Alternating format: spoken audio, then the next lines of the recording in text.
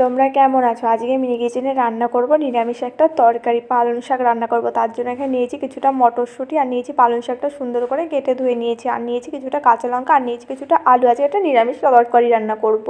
চলো তাহলে ভিডিওটা শুরু করা যাক। ভিডিওটা স্কিপ না করে শেষ পর্যন্ত দেখতে থাকো। দেখো আলুটাও কিন্তু আমি সুন্দর করে কেটে নিয়েছি। আলুটা কেটে নেওয়া হয়ে গেছে, আলুটা সুন্দর করে ধুয়ে নেবার। এদিকে কড়াইটা কিন্তু আমি গরম হওয়ার জন্য বসিয়ে দিয়েছি উনুনের পরে।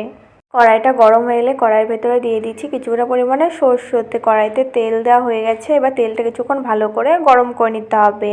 কিছুক্ষণ পর দেখো কড়াইয়ের তেলটা গরম হয়ে গেছে। কড়াইয়ের তেলটা গরম হয়ে গেলে তার ভেতরে দিয়ে দিয়েছি কিছুটা রাঁধুনি সম্বর, আর দিয়েছি একটা কাঁচা লঙ্কা। রাঁধুনি আর কাঁচা লঙ্কাটা কিছুক্ষণ ভালো করে ভেজে তেলের পরে দিয়েছি কেটে রাখা আলুগুলো দেওয়া হয়ে যাবে। খুন্তিতে একটু ভালো করে নাড়াচাড়া করে দিলাম। সঙ্গে দিয়েছি কিছুটা মটরশুঁটি।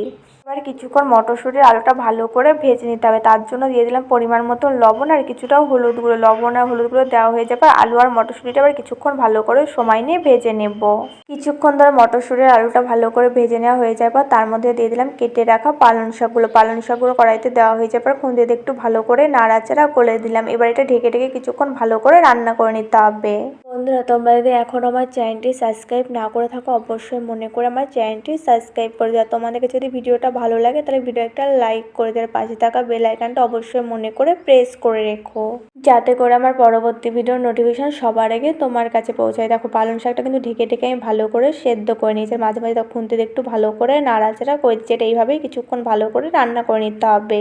তোমরা পাশে থাকলে আমি মিনি কিচেনে আরও ভালো ভালো রান্নার ভিডিও করে তোমাদের দেখাবো। দেখো আমি আবার দেখো মটরশুঁটিগুলো দেখে নিয়েছিলাম ভালো করে সেদ্ধ হয়েছিল। আমি ধরে ঢেকে ঢেকে অনেকক্ষণ ধরে ভালো করে সেদ্ধ করে নিয়েছি। সব কিছু ভালোভাবে সেদ্ধ হয়ে গেছে। পালং শাক অনেক রকমভাবে রান্না করা যায়। তোমরা কিভাবে রান্না করে পালং শাক খেতে বেশি পছন্দ করো অবশ্যই কমেন্ট করে জানাবে। এইদিকে দেখো তোমাদের সাথে কথা বলতে বলতে কিন্তু পালং শাকটা সুন্দর করে রান্না করে নেওয়া হয়ে গেছে। তোমরা দেখে বুঝতেই পারছো। কে খাবে পালং শাকের তরকারি তাড়াতাড়ি চলে আসতে পারো। আজকে তাহলে আসি, দেখা হচ্ছে পরের ভিডিও। তখন তোমরা সবাই খুব ভালো থেকো।